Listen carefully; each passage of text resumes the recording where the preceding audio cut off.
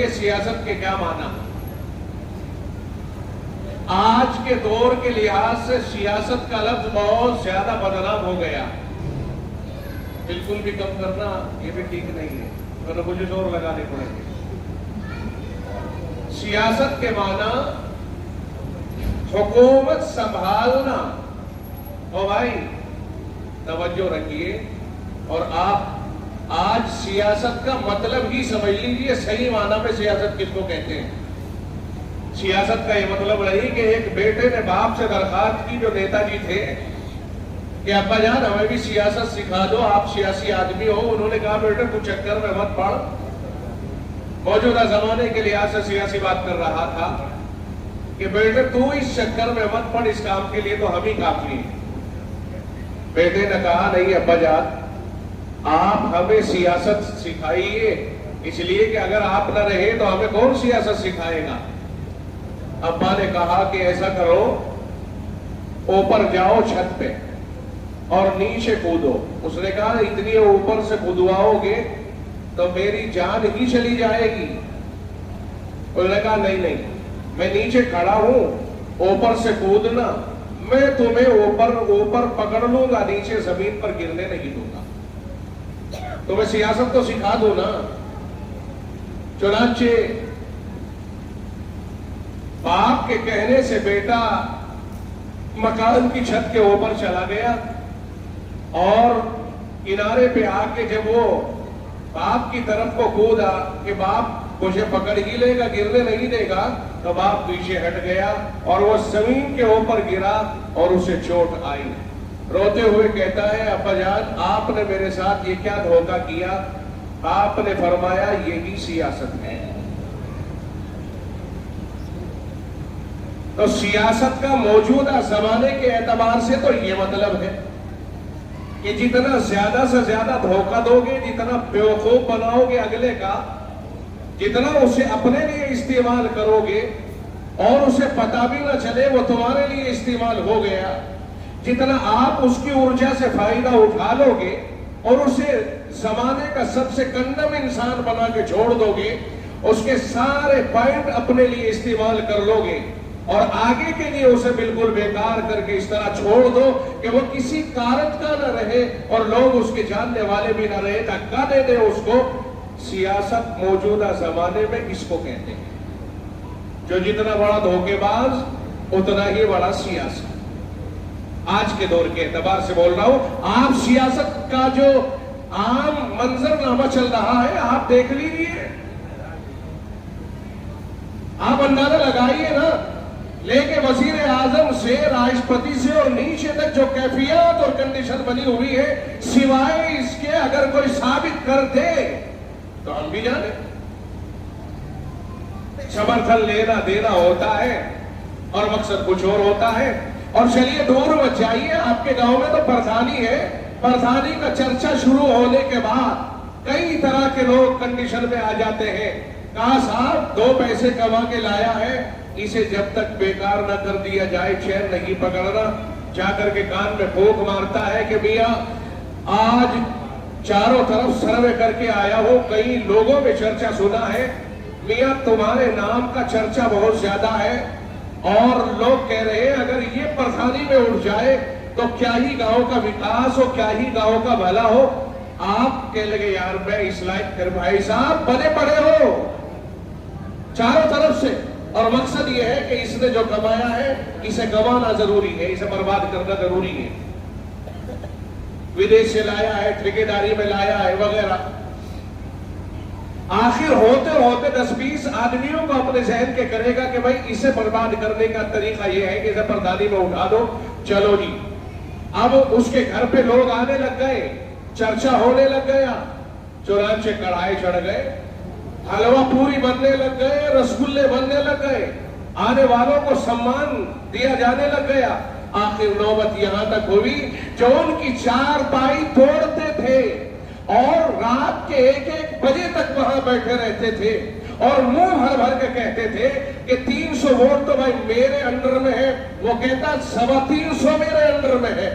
وہی لوگ اس کے لیے گھاتک بن گئے اور نوبت یہاں تک آئی کہ جب ووٹ کی गुल्लक खुली तो बेचारे के हाथ में 25 से 26 भी वोट नहीं थी। मौजूदा जमाने में सियासत प्रधानी से चल रही है, न जाने कितने गांव में। अच्छा, पर्चा जो लेकर के आ गया नीचे टेकने को तैयार नहीं। कमाल ये है, मुंह धोने का सलीका नहीं, सियासत करने की कोशिश कर रहा है। भाई मैं भी आप ही का भाई हूं और मैं इच्छुक हूं कि प्रधानी में इलेक्शन लड़ो। नहीं भाई लड़, तुझे कौन मना कर रहा है? भाई हिंदुस्तान आजाद है। अच्छा जी ठीक है, आपका साथ चाहिए कि हम सब साथ है। मुंह देखी और उसे अपना लगा दिया, चढ़ा दिया धनिये के पेड़ पर। अब वो नीचे को नहीं बैठेगा, जब नीचे को आएगा जब हवा भर देंगे उसमें, टावर से नीचे नहीं उतरने देंगे, टावर पर बिठा देंगे ले जाकर के। कई पर्चे जो इस लायक नहीं है वो भी खड़े होकर के सियासी, हर आदमी ये सोचता है मैं प्रधान बन जाऊं। गांव एक समाज है, कौम है, एक माशरा है, इसकी जिम्मेदारी किसी अहल ही के ऊपर आ सकती है। ना अहल और ना लायक अगर सियासत में आएगा, जनाब रसूल अकरम सल्लल्लाहु अलैहि वसल्लम ने फरमाया, इदा वुस्सिदल अम्रु इला गैरि अहलिही फंतदिर साअ, जब ना अहल को जिम्मेदारी सौंपी जाए तो कयामत का इंतजार करो।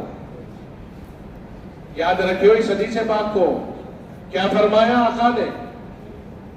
याद करके जाना, मैं सुनाने नहीं आया, बल्कि आपसे इस तरह गुफ्तगू करने आया हूं कि आप उस गुफ्तगू को याद करें और अपने बाद वालों तक उस गुफ्तगू को पहुंचाएं। जनाब रसूल अकरम सल्लल्लाहु अलैहि वसल्लम ने फरमाया, इदा वुस्सिदल अम्रु इला गैरि अहलिही फंतदिर साअ। ये अल्फाज आपके याद न हो तो इतना याद कर लेना कि जब ना अहल और ना लायकों के ओहदे सुपुर्द किए जाने लगे, जो ना अहल है उस ओहदे का जिम्मेदार बनने की सलाहियत नहीं रखता। यूं जनाओं के बारे में बेचारे को कुछ पता नहीं है, बिल्कुल निखट्टू है और उसे कोई लेना देना नहीं। बस प्रधानी का इच्छुक हो जनाब, अगर ऐसे लोगों को प्रधान बनाया जाए, जिम्मेदार बनाया जाए, ओहदा दिया जाए, कोई भी ओहदा हो, छोटा हो या बड़ा, फरमाया कयामत का इंतजार करने लगो। अब कयामत करीब आ गई, कयामत करीब ही आ गई। अब आइए जनाब रसूल अकरम सल्लल्लाहु अलैहि वसल्लम की जिंदगी का सियासी पहलू। पहले आप सियासत का मफहूम समझिए। सियासत के माना है हुकूमत चलाना, हुकूमत संभालना और लोगों को, अब ये बात तवज्जो के काबिल है, बड़े ध्यान से सुनने के काबिल है। आप हर आदमी इस वक्त में मेरी तरफ देखे और दूसरी तरफ कोई आदमी ना देखे, चूंकि मैं पूरे मजमे को देख रहा हूं। मैं इधर से लेकर इधर तक पूरे मजमे पर नजर रखे हुए हूं। आपकी नजरों को जान रहा हूं कि आपकी नजरें मेरी तरफ है या किसी और की तरफ है। इस वक्त में मुझे आप में से हर आदमी की नजर अपनी तरफ चाहिए। आप मुझे देखते रहे। मैं आपसे बता रहा हूं सियासत के माना क्या है। सियासत के माना है हुकूमत चलाना, हुकूमत संभालना और लोगों के अंदर अच्छाइयों का शौक पैदा करना, फसाद से बचाना और अच्छाइयों की तरफ लाना, इस्लाह करना, ये सियासत के माना है जो किताबों में साफ सुथरे अल्फाज में लिखे हुए हैं। फिर समझ लीजिए आप, सियासत का मतलब हुकूमत संभालना, सियासत का मतलब इख्तिदार संभालना, सियासत का मतलब लोगों को फसाद से दूर रखना, सियासत का मतलब लोगों को भलाइयों की तरफ लाना, अच्छाइयों की तरफ लाना और मुल्क में और इलाके में खुशहाली पैदा करना, आपसी भेदभाव से और नफरतों से एक दूसरे को बचाना। ये मोहब्बत का पैगाम सियासत कहलाता है। मौजूदा जमाने के एतबार से आप सियासत का मतलब हरगिज न समझना, सियासत का वो मतलब समझना जो किताबों में लिखा हुआ है, और किताबों में किसी मुसन्निफ ने अपने पास से नहीं लिखा है, बल्कि जनाब रसूल अकरम सल्लल्लाहु अलैहि वसल्लम पर नाजिल होने वाले कलाम से, कुरान से अख्ज़ करके और आका के तौर तरीक से अख्ज़ करके सियासत के ये माना लिखे गए हैं। रब कहता है لقد کان لکم فی رسول اللہ اسوۃ حسنہ، فرمایا لوگوں تمہارے لیے رسول اللہ صلی اللہ علیہ وسلم کی زندگی میں بہترین نمونہ ہے۔ اب رسول کی زندگی دیکھیے آپ، آقا کے لیے اللہ نے فرمایا کہ او لوگوں سن لو، قرآن کہتا ہے لقد کان لکم فی رسول اللہ اسوۃ حسنہ، تمہارے لیے رسول اللہ کی زندگی میں بہترین نمونہ ہے۔ آگے رب کہتا ہے وَمَا آتَاكُمُ الرَّسُولُ فَخُذُوهُ وَمَا نَهَاكُمْ عَنْهُ فَانْتَهُوا، جو رسول تمہیں حکم دے اسے اختیار کرو، وَمَا نَهَاكُمْ عَنْهُ فَانْتَهُوا، اور جس بات سے تم کو رسول اللہ روک دے اس بات سے تم رک جاؤ۔ یہ دو آیتیں ہمارے سامنے واضح طور پر آ رہی ہے کہ ایک طرف رب کہتا ہے رسول کی زندگی دیکھو، نمونہ سمجھ کر کے اس کو اپناؤ، اور دوسری طرف رب کہتا ہے جو رسول تمہیں دے اسے لو، اور جس سے رسول تمہیں روک دے اس سے رک جاؤ۔ دونوں آیتوں کو سامنے رکھ کر کے علماء نے سیاست کے معنی نکالے ہیں کہ آقا کو اللہ تعالی